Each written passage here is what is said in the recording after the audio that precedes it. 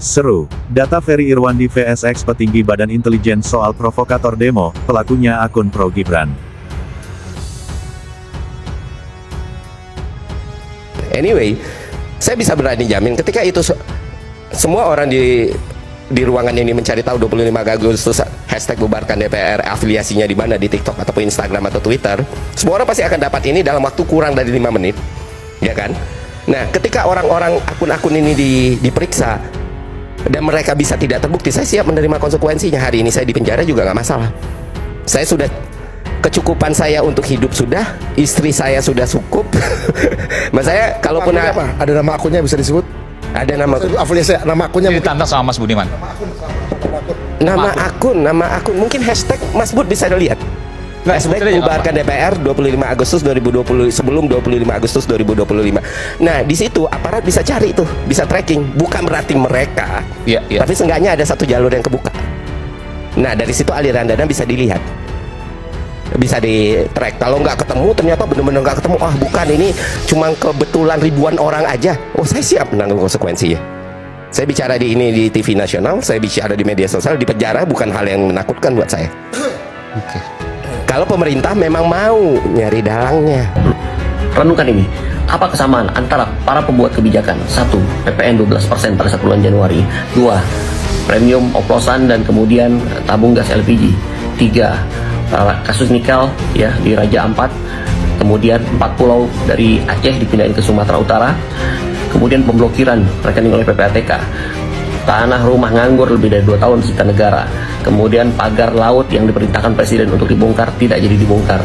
Dan sekian banyak masalah-masalah polemik yang muncul justru dari kebijakan-kebijakan ngawur. Apa kesamaan dari pembuat kebijakan ini? Mereka sama-sama termul.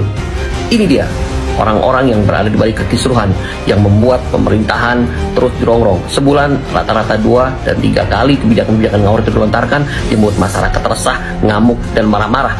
Akhirnya mereka test case pada saat Indonesia gelap. Pengerahan massa luar biasa yang sangat banyak, tetapi tidak ada narasi yang kuat dan jelas apa tuntutannya. Dan kemudian diberikan lagi, ditaburi dengan resep-resep yang makin membuat masyarakat marah. Kemudian digeser ke Pati sebagai lab untuk percobaan pertama.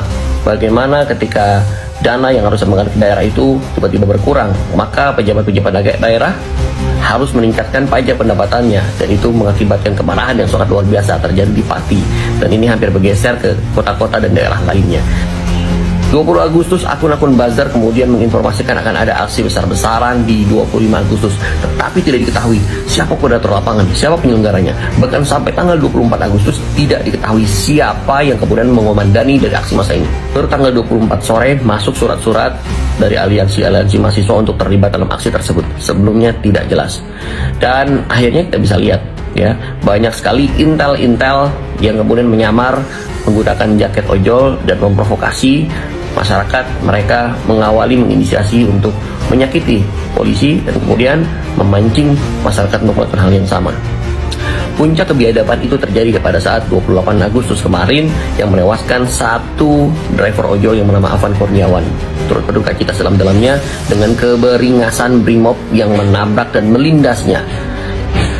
Agar muncul stigma negatif ke pemerintahan bahwa di rezim ini terjadi pelanggaran HAM, maka harus ada korban. Dan ini desain yang sangat apik sekali, sangat disayangkan betul. Yang mau saya sampaikan adalah kalau mau mencari dalam ya tinggal hashtag aja di TikTok bubarkan DPR. Semua postingan di tanggal 25 kita tinggal lihat kemana arahnya. Misalnya satu video ini, ini kan tanggal 25. Ini kan it's not a rocket science gitu loh untuk nyari. Misalnya ini video Gibran pro masyarakat bubarkan DPR, misal, saya tidak tahu ya.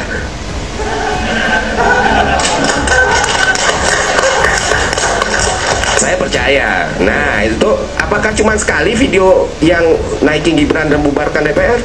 Oh tidak, ternyata ada satu lagi. Masih? Oke. Ada lagi? Oh masih. Gibran melihat joget-joget. Nah ini tipikalnya kayak gini. Apakah Gibran? Tidak, belum tentu. Cuma bisa iya bisa tidak. Oh saya percaya pemerintah solid. Saya percaya pemerintah solid. Setuju nggak? Jadi Anda maksudnya sudah satu kubu dengan Mupangi? Ada punya kesimpulan yang hampir sama? Urang awak. Urang awak. Kita nggak bikin suku di sini. Pakai. Sejujurnya awak urang muarola buah, awak urang payung buah. Udah, awak urang aku, urang tuh sejujurnya. Dulu apa ya keluarga wah. Kalau urang awak, kalau mengecek, ya mengecek bang. Kawan tuh itu.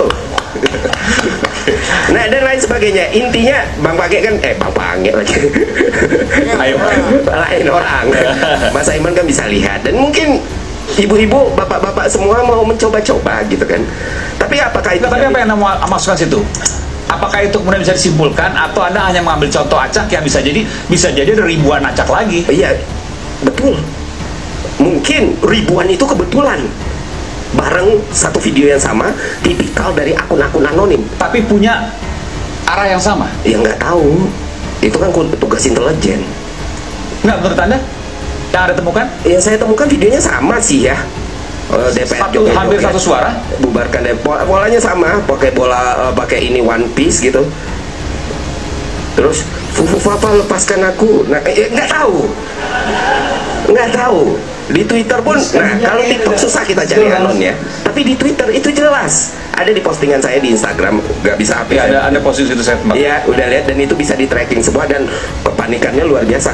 Terus salah satunya mau mensum saya, katanya mau melaporkan saya ke hukum, katanya. Saya tunggu betul itu. Kenapa? Berarti kan bisa dibuka semuanya. Oke. Kita dengarkan sekali lagi. Coba perusuh atau ikut rusuh? Ikut rusuh saya. Coba dengar.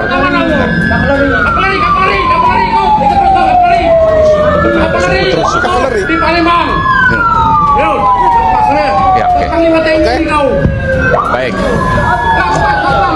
Ikut rusuh kavaleri Palembang. Ikut rusuh, Ya. bukan perusuh. Bukan. Ini dua hal yang berbeda. Oh, dua hal yang berbeda itu, Pak. Ya jelas. Oke. Ikut rusuh, ya ikut dia di sana. Ya wajar. Berarti dia kalau orang ikut rusuh nggak bisa diproses hukum dong, karena dia bukan perusuh. Iya, dia kan Oke. ikut. Kan dia ikut. Saya sudah melihat itu, bahwa di situ ditulis memang kartu anggotanya itu Bais TNI. Nah, kalau Bais TNI membawa kartu anggota dengan jelas, itu memang dia suka berjalan-jalan ke tempat begitu untuk mencari data. Kalau dia ikut operasional, tidak mungkin dia bawa kartu yang jelas seperti begitu. Sudah pasti semua palsu yang dibawa.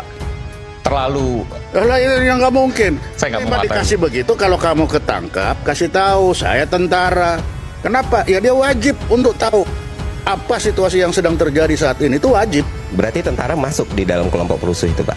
Bukan kelompok perusuh, dia kan ada di mana, dia tidak tahu mau perusuh mau bukan, yang penting dia hadir di tempat itu. Karena kan polisi bilang ditangkap kelompok perusuh. Terserah mau. Jadi balik lagi, kita percaya polisi atau tentara nih?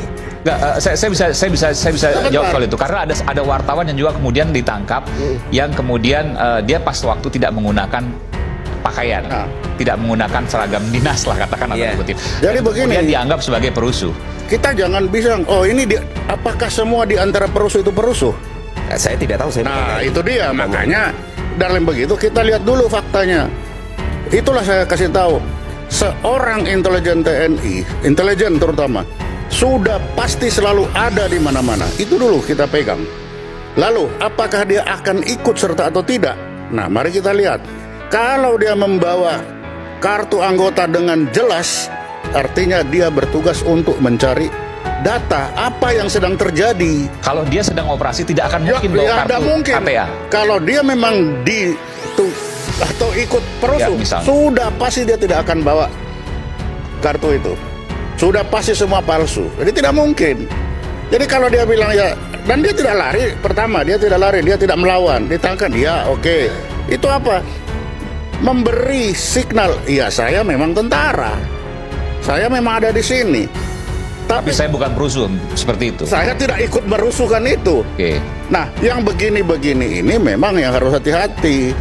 Kalau yang ada itu terus dipaksain terus, misalkan sudah kasih tahu ini saya tentara dengan seperti itu, lalu digebuin. Nah, ini bisa teman-teman yang lain bisa ikut marah semua nanti. Nah, ini pelajaran yang bagus. Sudah dikasih tahu saya tentara. Saya punya pistol Sig Sauer, jelas ditulis di situ. Penugasan. Itu apa? Ya memang untuk memperlihatkan ya intelijen ya tugasnya ada di mana-mana. Kalau intelijen tidak ada ya bukan intelijen namanya. Oke. Itu. Ya berarti balik lagi pertanyaannya, jadi polisi salah tangkap? Ya bukan salah tangkap, benar yang ditangkap kan ada, ada orang ditangkap. Ya benar. Karena dibilang dalam berita itu adalah polisi menangkap perusuh yang memprovokasi massa, ternyata punya kartu tentara, gitu Pak.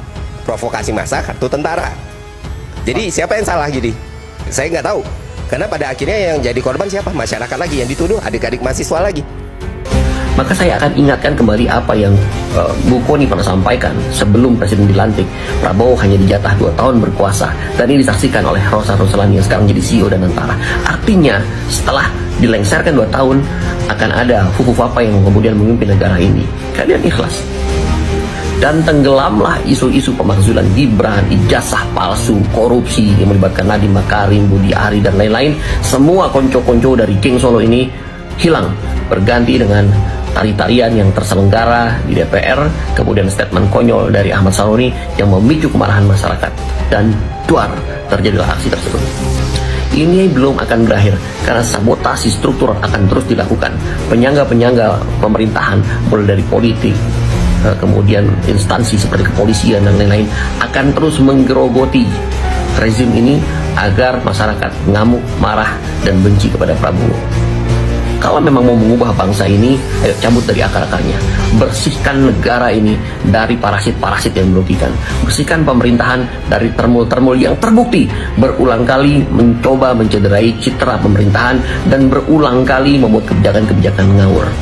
Buktikan Pak Prabowo, kami rakyat Indonesia siap mendampingi Bapak selama Bapak betul-betul menjalankan program yang Bapak janjikan. Apa bedanya Siti Mongopo dengan Sri Mulyani, Bang? Apa itu? Sri Mulyani berhasil membuat sekaligus bunga hutang kita per hari ini, bunga hutang yang harus kita bayar adalah 600 triliun. Bunga hutang, bukan pokok. Pokok utang kita adalah 8.800 triliun. Itulah bedanya Siti Mongopo dengan Sri Mulyani. Untuk memanjakan para pejabatnya, fasilitas tunjangan itulah hadiah, sehingga Sri Mulyani menjadi menteri seumur hidup. Kira-kira begitu. Sekaligus closing, silakan. Ya, cukup? Sudah cukup lah. Itu memang kesedihan kita aja. Oke, makasih. Saya ke Bung Semar tadi. Bung Semar disebutkan tadi ada temuan-temuan yang disampaikan oleh Bung Ferry Irwandi. Kaitan apa tadi? Mas Gibran, Wapres, Fufu Fafa dan lain sebagainya. Enggak. Hah? Enggak, siapa yang bilang kaitan sama Mas Gibran? Tadi fotonya, video. Fufu Fafa emang Mas Gibran, Mas Aiman? Bukan. Tadi kan ada fotonya. Iya, saya kan bilang ada Fufu videonya. Fafa. Iya, saya nggak ngomong. Nah, ini kita tuliskan dulu. Ada Fufu Fafa, ada kemudian foto saya Mas tidak, Gibran. saya nyebut Mas Gibran nggak tadi? Enggak, saya nyebut makanya. Kan fotonya Mas Gibran. Fotonya Mas Gibran, di bawahnya tulisan Fufu Fafa. Ada juga kemudian fotonya Mas Gibran, disebutkan ada intinya bahwa ikut demo DPR gitu kan? Oke, tapi Fufu Fafa Mas Gibran nggak sih? Kita nggak bahas itu ya. Oke. Dan saya nggak sebut itu. Itu harus dibuktikan di proses penyidikan, silakan. Lepaskan aku. Ya, silakan. Mungkin menurut saya ini bukan hanya persoalan protes, aksi massa atau unjuk rasa biasa, tapi ini adalah soal hak konstitusional rakyat yang diatur oleh Undang-Undang 45, namun dicederai oleh para provokator, para dalang di baliknya. Oke. Ketika aparat saja membatasi ruang gerak masyarakat dan menangkap para pejuang rakyat, seperti yang kita tahu bahwa per hari ini, kemarin rekan kami Del Pedro itu ditangkap paksa oleh aparat dengan tuduhan bahwa dia adalah nanti kita tunggu soal itu. Kita tunggu soal proses itu ya. Ya, dengan tuduhan bahwa dia adalah dalang di baliknya. Itu rekan kami dari Lokataru. Nah, artinya bahwa Indonesia saat ini sedang krisis demokrasi, rekan-rekan semua. Artinya demokrasi di negeri ini sedang dibunuh perlahan. Pertanyaan tadi dari Bung Ferry itu juga mewakili pertanyaan masyarakat yang kita harus percaya pada siapa saat ini. Itu saja tidak bisa dijawab oleh bapak-bapak yang terhormat. Dan tidak ada yang mau disalahkan. Nah, dengan itu, maka dengan ini, detik ini, kami rakyat Indonesia menyatakan bahwa kami tidak lagi percaya kepada institusi demokrasi yang katanya mewakilkan, melayani rakyat, yang katanya melindungi dan mengamankan kedaulatan rakyat. Dan kami juga tidak lagi percaya kepada Dewan Pengkhianat Rakyat yang berdiri dan menari-nari di atas penderitaan rakyat yang memulai semua polemik ini. Terima kasih. Tidak bisa, tidak mungkin namanya revisi Undang-Undang Polri ini harus dilakukan. Nggak bisa, karena kalau nggak, jangan-jangan Polri hari ini lebih kuat dari presidennya. Bayangkan, lebih kuat daripada presidennya hari ini. Dia bahkan bisa buat negara dalam negara. Itu bahayanya. Kenapa? Kekuasaan tanpa dibatasi, tidak diberikan kewenangan yang terlalu luas, tidak ada yang bisa mengawasi. Percaya nggak? Bahkan kalau anggotanya pun melanggar, dia tidak bisa tindas. Dia tidak bisa akan adili. Kenapa? Kewenangannya tanpa batas. Jadi menurut saya, udah waktunya hari ini Kapolri itu direvisi semua undang-undangnya. Gak ada pilihan. Anda bisa lihat bagaimana manipulasi Sambo itu terjadi. Itu fakta atau bohong? Kanjuruhan itu dibunuh 130 orang. Percaya nggak? Tidak ada hanya maaf tanpa ada diikuti dengan hukuman yang setimpas dengan rakyat, ya kan? Tapi rakyat selalu ditindas, dipaksa, habis itu ngomong nggak mikir. Kata orang Minang mengatakan begini, mengecek dulu baru berpikir, ya. Habis itu baru, ini enggak, bahasanya begini kalau orang Minang, kita itu kalau ngomong mikir dulu, baru ngomong, habis itu nggak perlu minta maaf, betul nggak? Sama ngomong tadi kan ada buktinya semua, nggak ada yang salah. Kalau salah bisa ya, bisa tidak juga kan?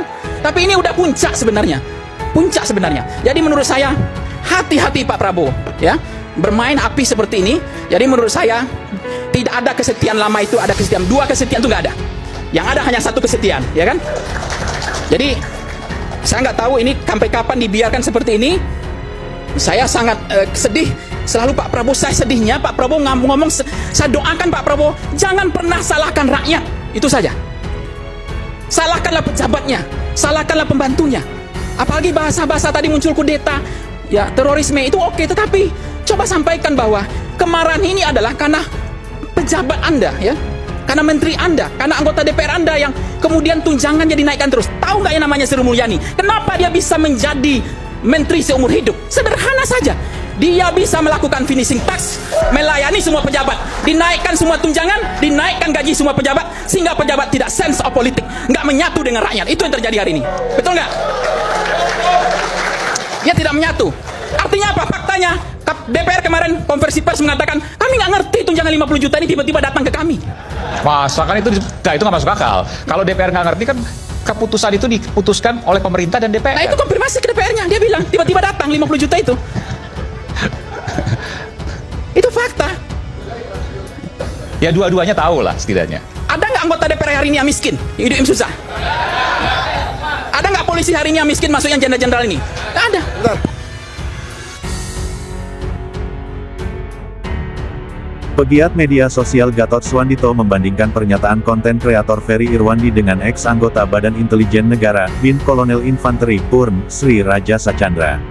Terkait provokator demo belakangan ini, Ferry diketahui melalui media sosialnya belakangan ini berkali-kali menyebut ada provokator di balik sejumlah demonstrasi di berbagai daerah.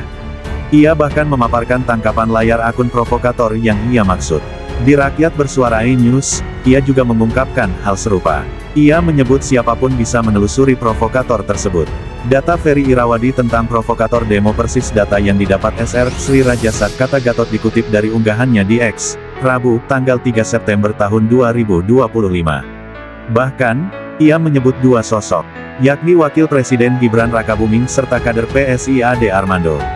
Pelakunya akun-akun pro Gibran, salah satunya Cokro TV yang dimotori Ade Armando, ujarnya. Ia juga menuding sejumlah kader PSI dan relawan Gibran membagikan logistik untuk pendemo. Pantauan beberapa teman, beberapa orang yang diketahui sebagai relawan PSI dan Gibran bagikan logistik untuk demo, terangnya. Sementara itu, sebelumnya Sri Rajasa Chandra mengungkap ada keterlibatan tersangka korupsi Pertamina, Riza Khalid dan geng Solo pada demonstrasi belakangan ini. Itu, kata dia, dilakukan Riza Khalid karena sakit hati dengan pemerintahan Presiden Prabowo Subianto. Karena ditetapkan tersangka hingga dijadikan daftar pencarian orang, DPO. Sekarang kan inilah peluang Khalid membalas sakit hatinya telah ditetapkan tersangka, kata Sri dikutip dari Forum Keadilan TV, Selasa tanggal 2 September tahun 2025. Selain itu, ia mengatakan ada keterlibatan geng Solo. Sementara Riza Khalid hanyalah pemodalnya. Ya, artinya begini, Riza Khalid bisa dikatakan penyandang dana, tapi pengendali di sini ya kan, tentunya saya bisa meyakinkan ini adalah geng Solo. Geng Solo, ujarnya, kenapa ini bisa terjadi? Ini terjadi begal demo nih, Pak, tegasnya. Ia menuturkan, awalnya demo yang akan digelar hanya makzulkan Wakil Presiden Gibran Rakabuming. serta adili Presiden ke-7 Jokowi. Awalnya ajakan untuk demo itu memang cukup viral, dalam waktu yang sama tanggal 25 Agustus. Cuma narasi yang digunakan satu, tangkap Jokowi dan makzulkan Gibran, dengan mekanisme DPR, ucapnya. Belakangan narasinya bergeser, menyasar ke Dewan Perwakilan Rakyat, DPR. Tapi dalam perjalanan itu berbelok. Isu DPR justru diangkat ke permukaan bahwa DPR hedonis, DPR menerima tunjangan, sehingga DPR tidak layak menjadi wakil rakyat,